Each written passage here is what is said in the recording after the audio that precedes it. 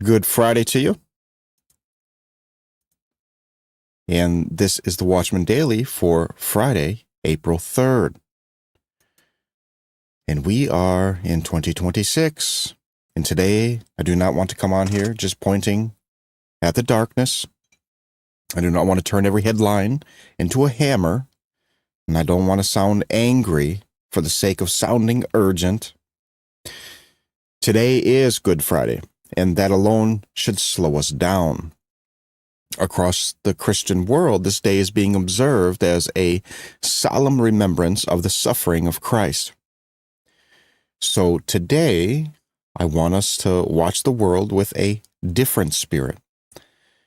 Not a spirit of accusation, not a spirit of panic, but a spirit of sobriety, compassion, and truth. Because a real watchman is not just someone who sees trouble. A real watchman is someone who sees clearly enough to keep his heart soft before God. At the Vatican today, Pope Leo XIV was set to personally carry the wooden cross through all 14 stations of the Way of the Cross at the Colosseum. And Vatican News reported that he also presided over the Good Friday liturgy of the Passion in St. Peter's Basilica. Whether people agree with every tradition or not, the image itself says something powerful. In a world obsessed with force, status, and control, Good Friday pulls our eyes back to suffering, sacrifice, and humility. And while the church remembers the cross, the world is still shaking. Reuters.com reported today that Ukraine and Russia launched a major daytime missile and drone assault during the Eastern season, with civilians killed and residential buildings damaged. The language coming out of that report was heavy. An Easter escalation. So while people are trying to mark a holy season, families are still running for shelter. Here in the United States, the pressure is different, but it is still pressure. And Reuters reported that President Trump proposed a $1.5 trillion defense budget for fiscal year of 2027, while calling for a 10% cut to other federal programs. And Reuters also reported new tariff changes affecting metals and pharmaceutica. The imports. And that means the conversation in America right now is not only about war overseas, but also about power, priorities, industry, and who will bear the cost at home. And at the same time, the economic picture is mixed. Reuters reported that the U.S. added 178,000 jobs in March and that the unemployment rate fell to 4.3%, which sounds strong on the surface, but at the same report also said the average work week shortened. Wage growth cooled and labor force participation slipped. So even where there is strength, there is also fragility. Even where the headlines sound good, there are signs underneath that people are still stretched.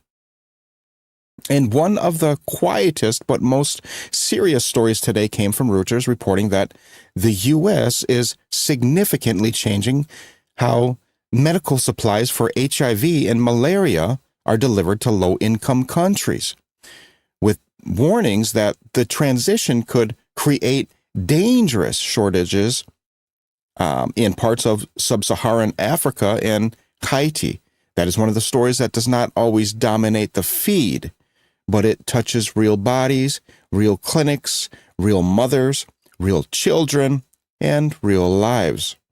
Then, almost in sharp contrast to all of that, Reuters reported that Artemis II launched this week, sending 4 astronauts on humanity's first crewed lunar mission in over half a century.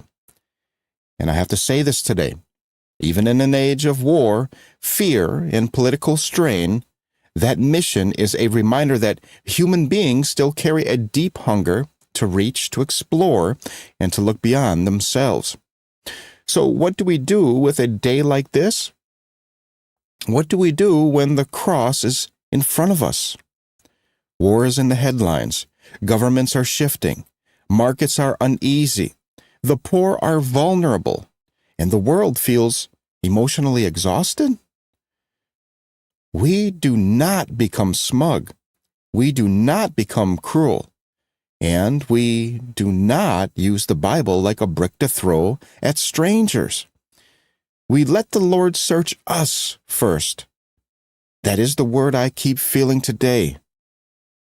Let the Lord search us first, because it is easy to talk about how dark the world is. It is harder to ask God, show me where my own heart has gone cold. It's easy to say society is lost. It is harder to pray, Jesus, keep me tender, keep me honest, keep me holy, keep me humble. Romans 12:15 says, weep with those who weep. That is a needed word right now. Not analyze everyone from a distance. Not brand every person as the enemy. Not build a platform off outrage. But weep with those who weep. There are people tonight in war zones, people tonight afraid of bills, people tonight confused by leadership, people tonight waiting on medicine, people tonight carrying private grief that never makes the news. And a Christian response cannot be less than love. It must be truth. Yes, but truth with tears in its eyes. In James 3:17 says, the wisdom from above is first pure, then peaceable, gentle, open to reason, full of mercy and good fruits.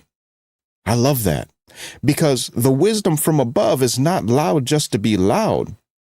It is not harsh just to feel powerful. It is pure. It is peaceable. It is gentle. It is full of mercy. That is the tone that I want for this program today. Not weak, not watered down, but clean, steady, discerning, and merciful. So here is the burden of tonight's episode. Watch the world. Yes. Pay attention. Yes. Do not fall asleep spiritually. But do all of that without losing the heart of Christ. Because if we can describe every headline but do not love people, we are just making noise, clanging cymbals. If we can predict trends but do not repent, we are just performing. If we can see danger in the culture but cannot see pride in ourselves, then we are not really watching clearly at all. Good Friday reminds us that the answer to human darkness was not swagger. It was a cross, God's grace. It was surrender. It was holy love. It was the Son of God bearing what we could never bear. So tonight, let this be a quieter word, a deeper word, maybe even a more painful word. Not, look at what these evil people out there are doing, but Lord, have mercy on us. Start with me. Purify my heart. Teach me how to live clean in a crooked generation without becoming hard or proud and loveless or cold. That is how we stay awake. That is how we stay useful. That is how we stay faithful. And that is how we keep oil in the lamp. So, wherever you are listening from today, I want to leave this with you. Do not let the chaos of the age make you cruel. Do not let the noise of the age make you numb.